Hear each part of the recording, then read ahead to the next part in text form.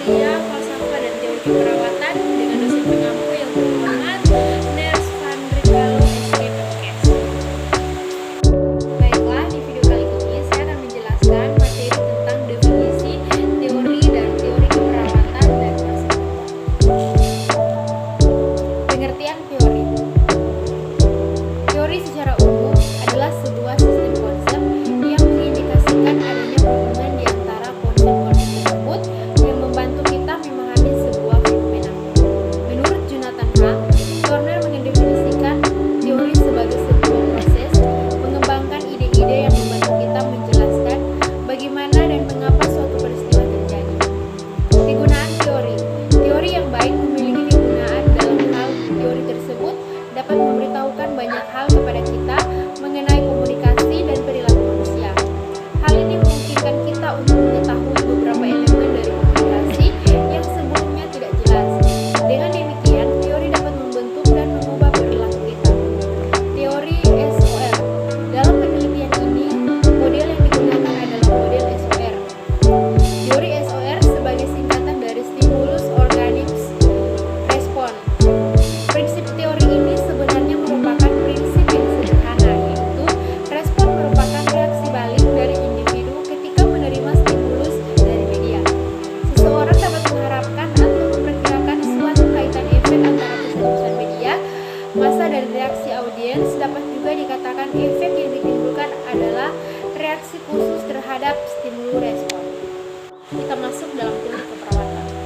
Nah, teori keperawatan adalah salah satu pandangan yang sistematis terhadap suatu gejala atau fenomena yang ada dengan menentukan hubungan spesifik terhadap konsep yang digunakan untuk menjelaskan, menganalisa, dan membayangkan suatu kejadian.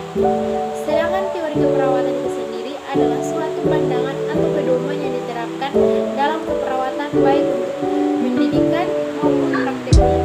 Dalam keperawatan banyak teori-teori yang dapat digunakan sebagai pedoman untuk menjalankan proses keperawatan.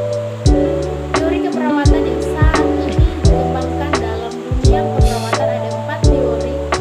Semua model teori tersebut menggambarkan konsep yang sama, yaitu orang yang menerima asuhan keperawatan, lingkungan masyarakat, kesehatan keperawatan, dan perawat dan peran perawat.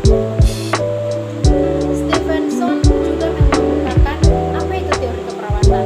Teori keperawatan itu adalah usaha untuk menguraikan dan menjelaskan berbagai fenomena dalam keperawatan. Teori ini berperan dalam membedakan keperawatan dengan disiplin ilmu lain dan bertujuan untuk menggambarkan, menjelaskan, memperkirakan, dan mengontrol hasil asuhan keperawatan atau pelayanan keperawatan yang dilakukan. Dalam proses keperawatan, teori keperawatan juga sangatlah penting diterapkan dalam memberikan asuhan keperawatan pada klien. Asuhan keperawatan adalah proses atau sebuah rangkaian kegiatan pada praktek keperawatan yang diberikan secara langsung kepada klien di berbagai tatanan.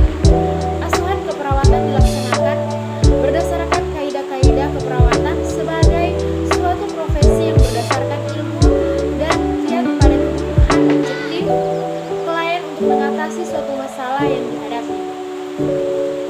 Mengaplikasikan teori keperawatan sangatlah penting bagi seorang perawat karena akan meningkatkan kemampuan perawat melalui teori.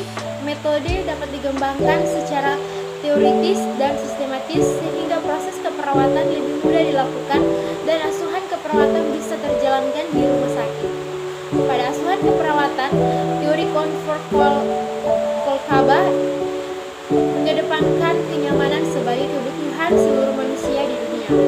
Kenyamanan adalah hal yang utama diperlukan pada saat berada di fase rentang sakit sampai sehat, dan kenyamanan adalah langkah akhir dari tindakan terapeutik seorang perawat terhadap pasien. Kita masuk dalam konsep berubah. Konsep berubah merupakan kegiatan atau proses yang membuat sesuatu